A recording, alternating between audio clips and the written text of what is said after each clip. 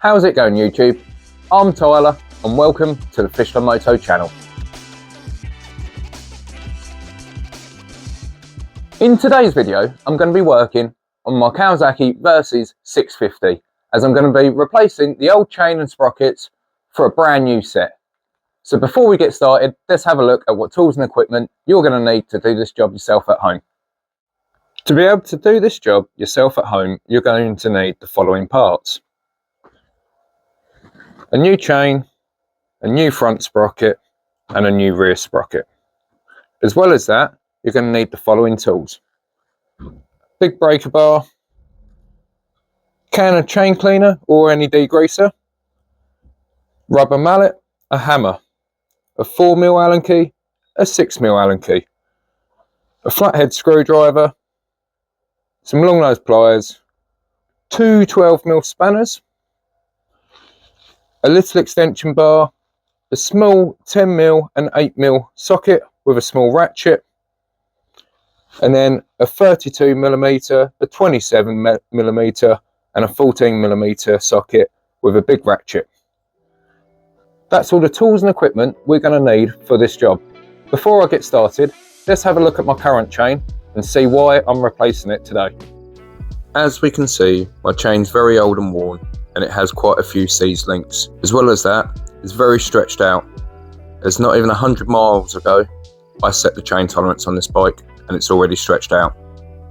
So I'm going to make a start by removing the side cover, followed by the sprocket cover.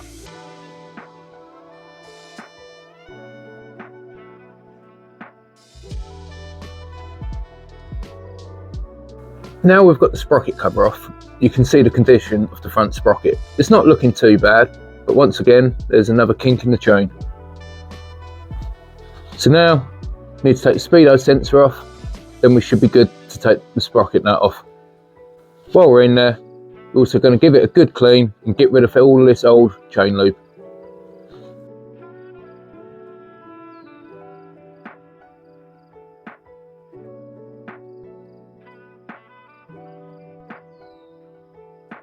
With the speedo sensor out of the way, I can now use a flathead screwdriver to flatten out the security washer what wraps around the sprocket nut.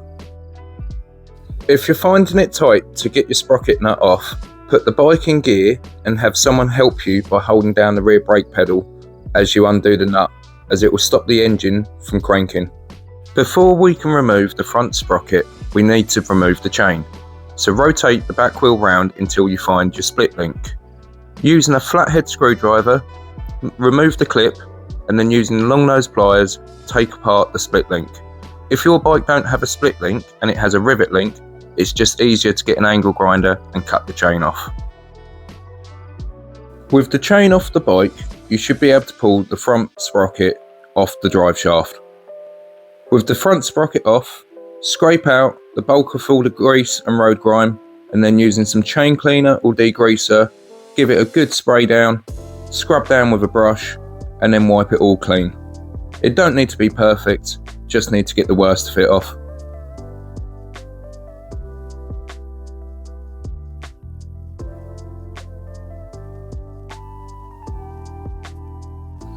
Now that's all cleaned up and looking good, I can turn my attention to the back wheel, as I'm going to have to take it off to get to the rear sprocket. So I'm going to make a start by undoing the brake caliper, followed by the axle nut and taking out the rear axle. Once that's all done, I can lift the wheel out of place, lay it down and start to undo the sprocket nuts.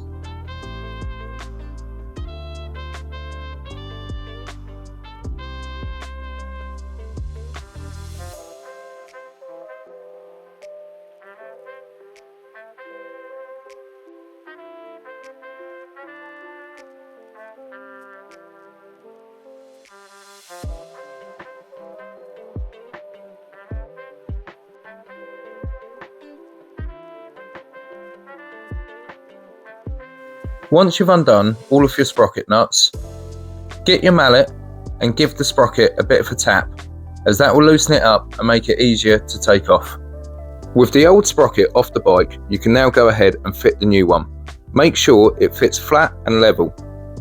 Once you've done that, Start to do up all of the sprocket nuts, one by one, in a crisscross pattern, making sure to do them all up evenly. With all the nuts done up, the back wheel is now ready to go back on the bike, but before we can fit it, we need to reset the chain adjusters. With them reset, I can now go ahead and refit the rear wheel in the reverse order of how we took it off. But for now, I'm only going to do it up hand tight.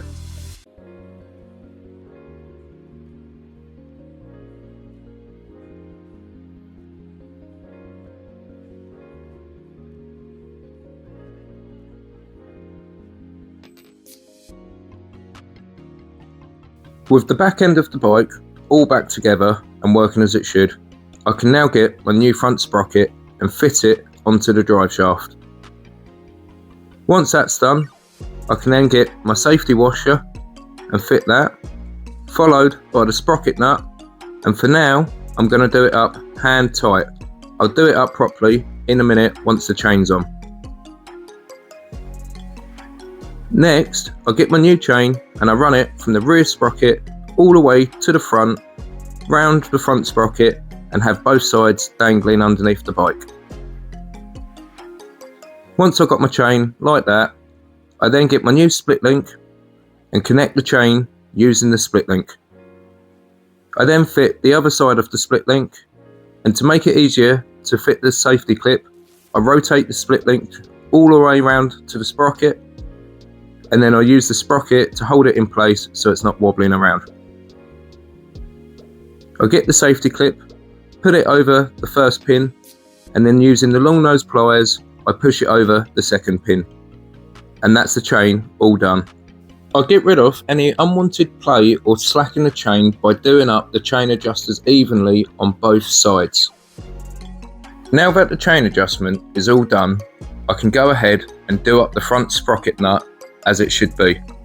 Once I've done that, I can then fold over the edges of the security washer what prevent the nut from spinning.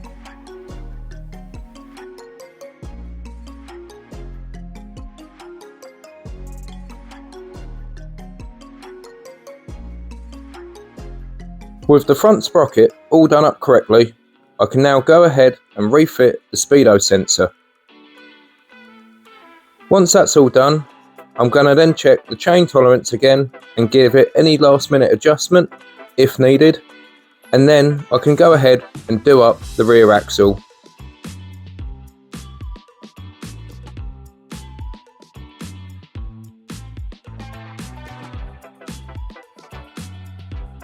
With the rear axle all done up, the final things left to do is to refit the front sprocket cover, followed by the side fairing. Once I've done that, that's it, job done.